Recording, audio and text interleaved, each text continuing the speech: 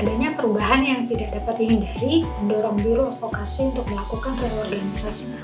Dan pada bulan Desember tahun 2018 terbentuklah bagian advokasi itu. Bagian advokasi 2 akan selalu berupaya memberikan pelayanan terbaik dan advokasi hukum bagi institusi dan ASN Kementerian Keuangan. Diperkuat oleh 25 insan terbaik terbagi dalam 3 subbagian yang selain sebagai penanganan perkara juga turut melakukan pengelolaan keuangan sebagai salah satu staf PPK hingga pengelolaan sosial media Biro Advokasi.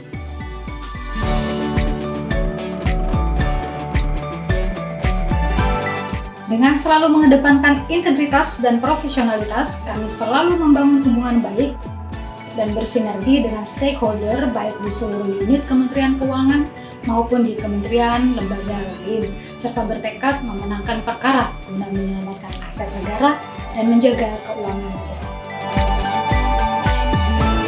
Meskipun bagian advokasi 2 baru terbentuk pada bulan Desember 2018, namun kami sudah cukup banyak menangani berbagai perkara. Di antaranya adalah yang pertama, dalam penanganan perkara terkait BNN di Dumai. Dalam kasus tersebut, warga sebagai penggugat menuntut pembayaran uang konsinyasi atau uang ganti rugi atas tanah yang terkena proyek pembangunan jalan tol Pekanbaru Kandis. Atas tanah yang diklaim sebagai milik para penggugat, padahal tanah tersebut merupakan BNN yang dikelola oleh KKKS PT Chevron Pacific. Saat ini kami menangani 3 perkara terkait BNN PT CPI tersebut dan 2 diantaranya telah diputus di tingkat pertama yang menyatakan gugatan para penggugat tidak dapat diterima. Dengan kemenangan tersebut, maka uang ganti rugi atau konsinyasi tidak diberikan kepada pihak yang tidak berhak.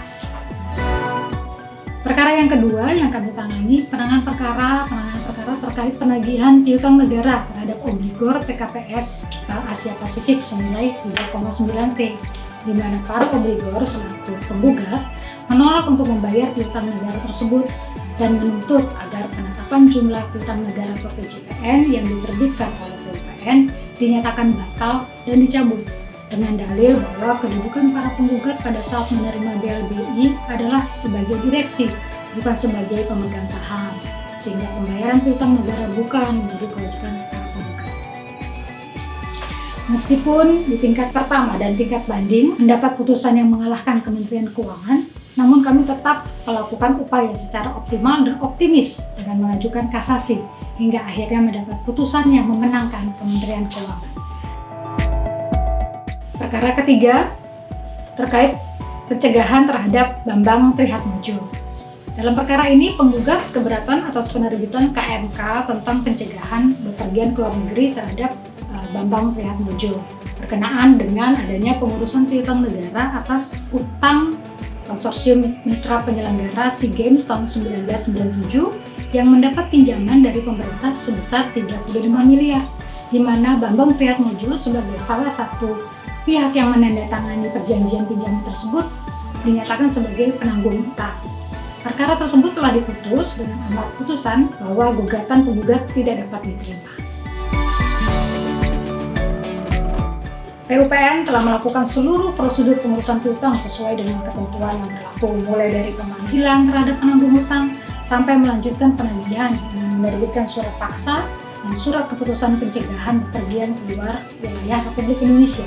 Saat ini, PUPN masih tetap berupaya melakukan penagihan sesuai dengan ketentuan yang berlaku.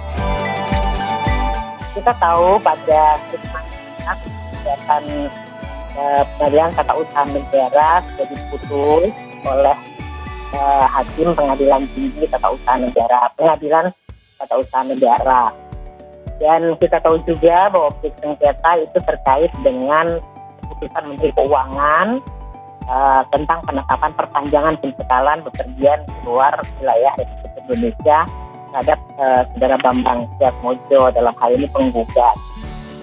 Itu dengan adanya putusan ini, maka permohonan pembatalan yang diajukan oleh penggugat itu tidak diterima.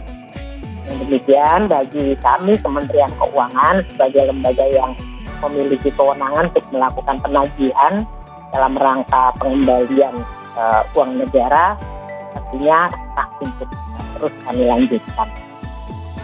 Ya kita akan melanjutkan penagihan kepada penggugat sesuai dengan ketentuan dalam Peraturan Menteri Keuangan tentang pengurusan piutang negara, yaitu Peraturan Menteri Keuangan nomor 240 tahun 2016.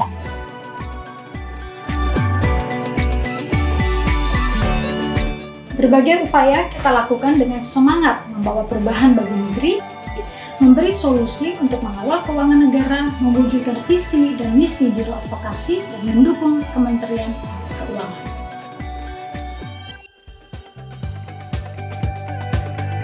Akhir kata, mohon izin untuk boleh menyampaikan pantun. Jalan-jalan ke Madura, ke Bondowoso membeli makan. Salam hangat dari bagian 2 untuk Pak Sekjen yang kami banggakan.